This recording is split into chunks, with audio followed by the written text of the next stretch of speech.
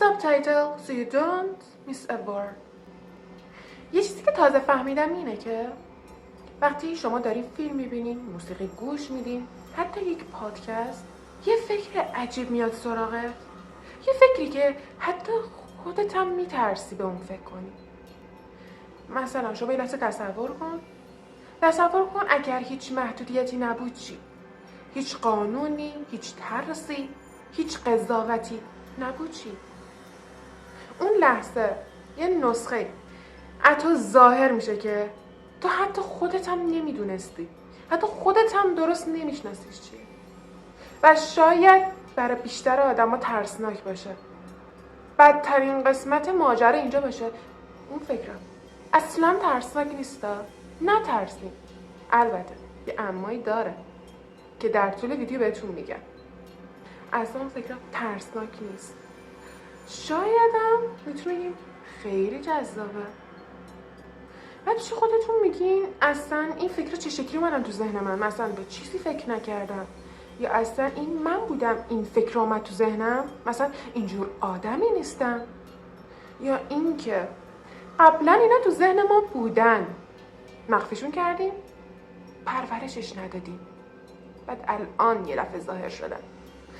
بذار من مطلب مهم به شما بگم اینه که مغز آدما فقط برای زندگی و بقا ساخته نشده، برای شبیه سازی ساخته شده.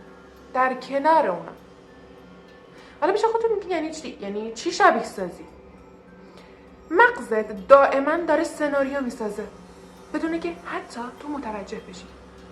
شما فیلم میبینین، مثلا میگین که اگر من جای این شخصیتی بودم این کارو میکردم، یا اصلا فیلم نمیبینیم میگیم اوکی.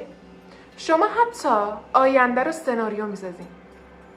همین حالا برای 2 دقیقه بعدتون میگیم بلنشم این کارو کنم اون کارو کنم.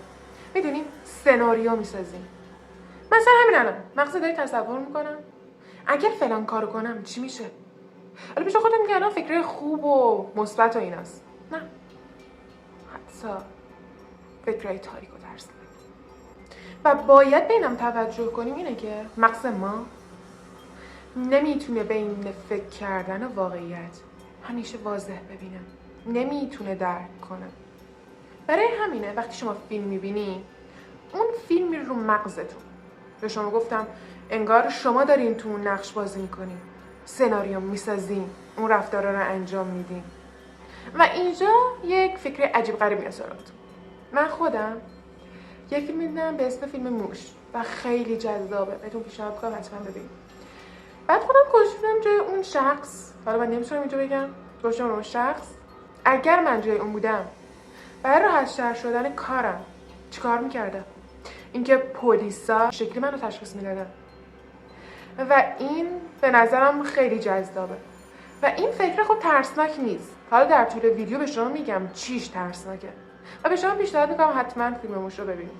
میتونه خیلی مغزتون رو بازتر کنه.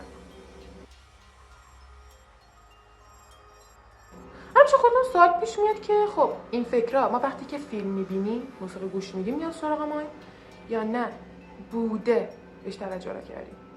همچه خودتون میگی نه فیلم میبینیم اینطور میشه. جوابتون کاملا اشتباهه. اون هست تو مغزتون هست، فقط فرصت نداشت که به شما نشون بده. این فکرها از بچگیامون، تجربه هامون، اینکه وقتی ما بچه بودیم گفتن این برای بچه خوب نیست، اگر میخوایی دوستش داشته باشیم این کارو باید کنیم، این کار برای دختر خوب نیست، اون کار برای پسر خوب نیست. همیشه ما رو خفه کردن.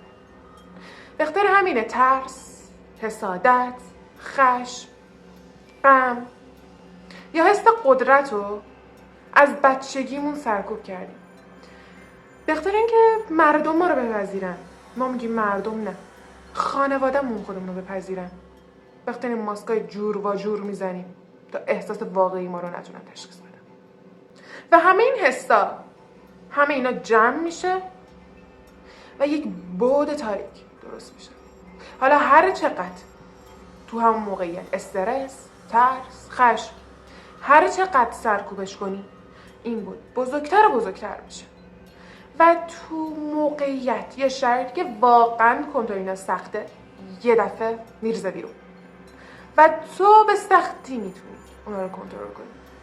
و به شما میگم چه شکلی میتونید اونها رو کنترل کنید.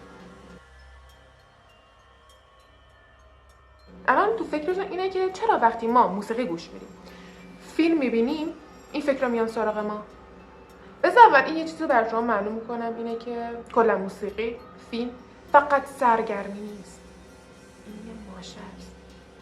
اینکه شما فیلم‌های جنایی میبینین، فیلم‌هایی که ژانر دارک داشته باشه، یا موسیقی‌هایی میبینین که عمیقه، سنگینه، حالا اینا باعث میشن که اون بعد پنهون تاریک شما تحریک بشه.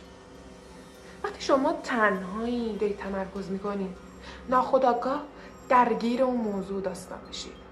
به خاطر همینه دفاع ذهنت میاد پایین و اون بخش پنهون فرصت میکنه بیاد بالا، خودش بده که این موقع کنترل خود رو دست میگیره. اما شما وحشت کردین که این فکر خیلی ترسناکه، تاریک، شروره. نه، اما اینجا یه اما داره، اینکه بستگی داره. داشتن فکر تاریک، ترسناک و شرور تو رو آدم بدی نمیکنه، تو رو آدم ترسناکی نمیکنه. اما اگر شما تمرکز کنین، گیر میافتین توش و اینجاست که ترسناک میشه بر شما. فرق بین آدم‌ها اینجا، بعضیا میبینن و رد میشن، بعضیا شروع میکنن به پرورش دادن اون فکر. من چند رو پیش یه مستند دیدم، این که اون مرده داشت یک پادکست درست میکرد در مورد قتلا، در مورد این جور سبکا. این مثلا فیلم ها رو میدید، تحلیل میکرد، اوکی میکرد، بعد پادکستش میکرد. بعد انقدر تحت تاثیر این موضوع قرار گرفته بود، این شرایطی که توش زندگی کرده بود همش رو این تمرکز داشت، چند روز بعد از اون ماجرا خودش همسرشو، آره، به خاطر همین میگم فرق بین آدم و اینجا، دقت کنید. هرسیم به بخش مهم، این که خب این فکر رو من تو ذهن ما باید چی کارشون کنیم؟ حتما اولین حدسی که میاد تو ذهنتون این که خب باید فرار کنیم، اما نه، اشتباه حدس زدیم. ما باید چیکار کنیم؟ ما باید این که ببینیمشون، بفهمینشون اصلا چه احساسی پشتشه، که بتونیم درک کنیم، ببینیم خشم، ترس یا شاید غم. و اونجاست که میتونی این حسای تاریک رو تبدیل به قدرتت کنی، بتونی کنترلش کنی. پس حواست باشه دفعه بعد این فکر رو اومد تو ذهنت اصلا نترس، چون اون اصلا دشمنتون نیست. حالا چه بخوای چه نخوای، اون بخشی از توه که میخواد دیده بشه. اگر بفهمیش دیگه خب اون کنترلت نمیکنه، در عوض تو کنترلش میکنی. و این موقعیت برای همه آدما پیش اومده، حالا چه یک بار چه چند بار، که انقدر ما هر بچگی این تجربیات هستش دیگه میترسیم احساس واقعی خودمون رو نشون بدیم و به خاطر همین نمیخوایم بعد تاریک ما رو کسی ببینه. چرا کسی، حتی خودمون ببینه که ازش بترسیم. پس به خاطر همین مراقب خودتون باشین، هیچی اهمیت ندین، فقط سلامت روان خودتون مهمه. و تا ویدیوی بعدی مراقب خودتون باشین. خدا نگهدار.